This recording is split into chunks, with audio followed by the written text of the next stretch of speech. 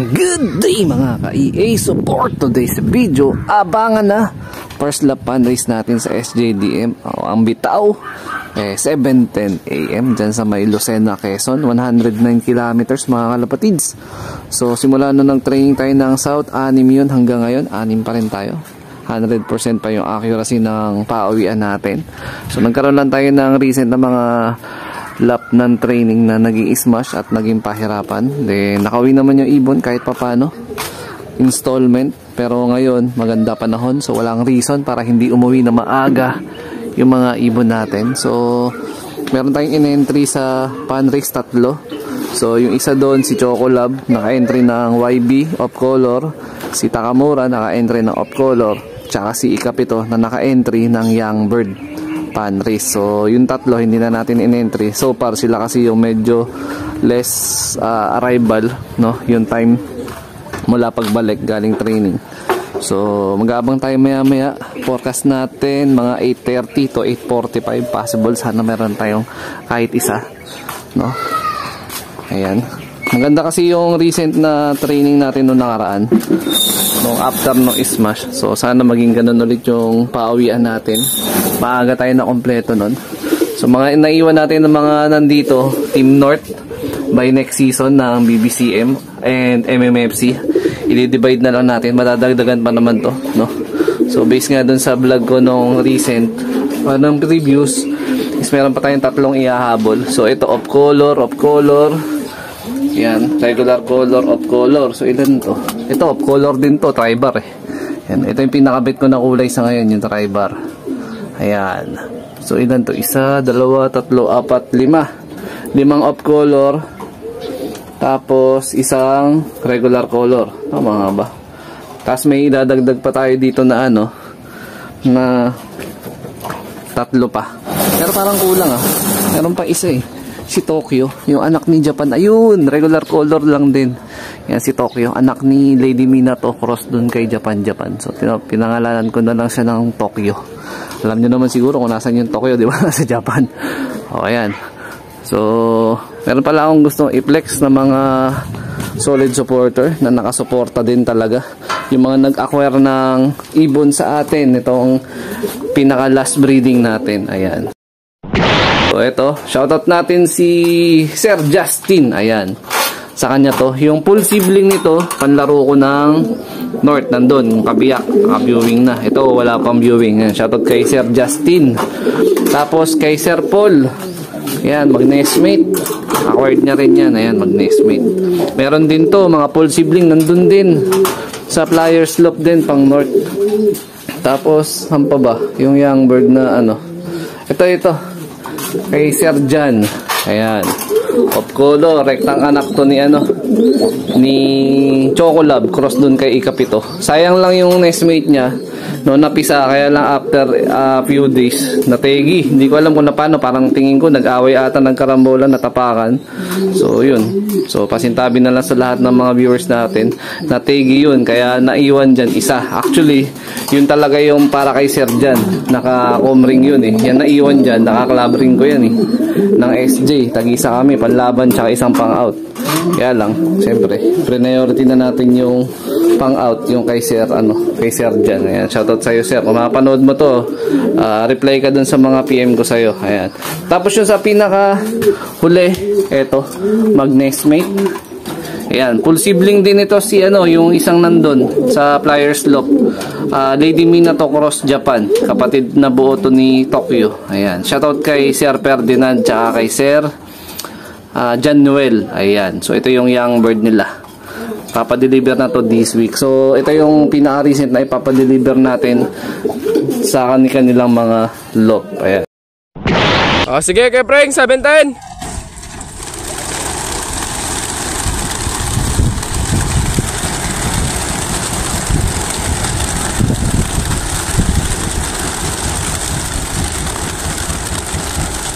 Sige kay Frank.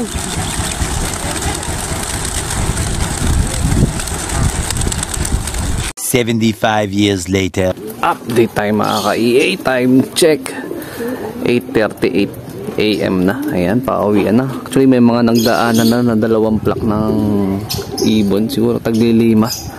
Ayan o, mula dun, patagos pa ganun. Siguro club ng BFRC yun kasi mas nauna yung release time nila compare sa SJ na 7:10. So, gantong oras, 1 to speed. Ayan. Pero wala naman tayong nagawa 1 to speed. Pero tamang video lang tayo sa Gedli.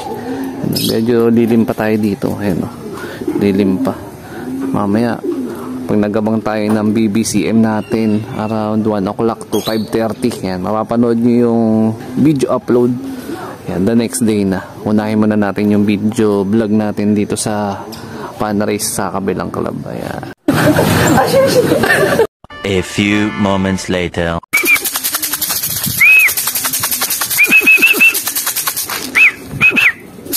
Yan, tayo.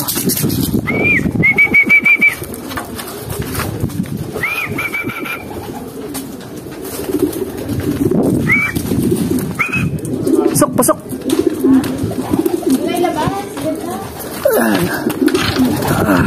Tayo. Fan race 1.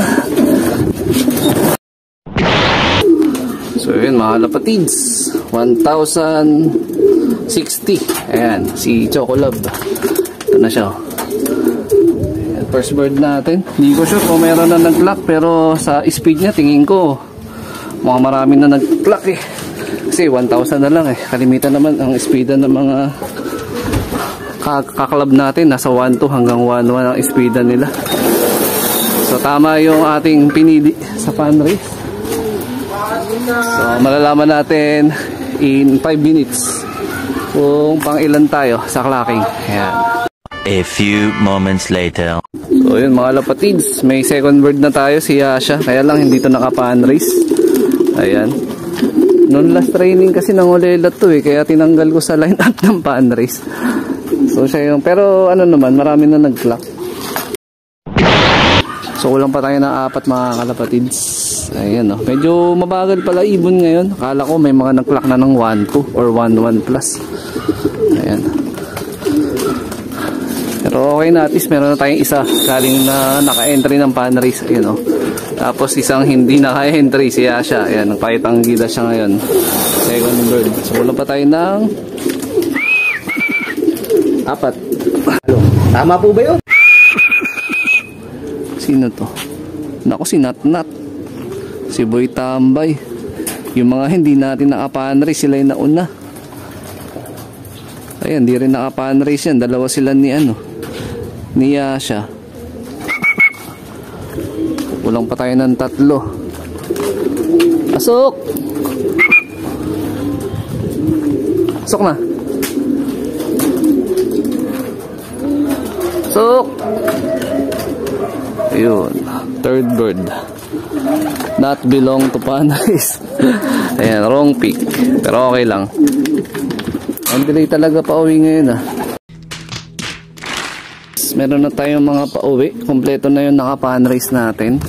So kulang na lang tayo ng isa. Nakala ko na yung dalawa na ihabol ko. 950 plus yung speed nila. Ayan. So possible of color category si Chocolab pang rank number 3 or number 4. Sa YB, sa YB, malayo tayo sa YB. Ayan. Pero importante nakapag-lock na tayo. So first lap pa lang naman ng fan race. So magkakaroon pa ng adjustment yan. 4 laps fan race naman tayo mga kalapatids. Kaya pwede pa tayo makahabol. Ayan na yung mag-asawa oh. So tama yung pick natin. Siya yung nilagay natin sa double entry. Naka-double entry ng YB to. Tsaka ng off color category sa fan race. So sana magtuloy-tuloy yung magandang resulta ng pauwi ni Chocolab. Ayan. Overall rankings niya number 13 ata sa clocking or number 12. Sa off color rank number 3 siya. Ayan.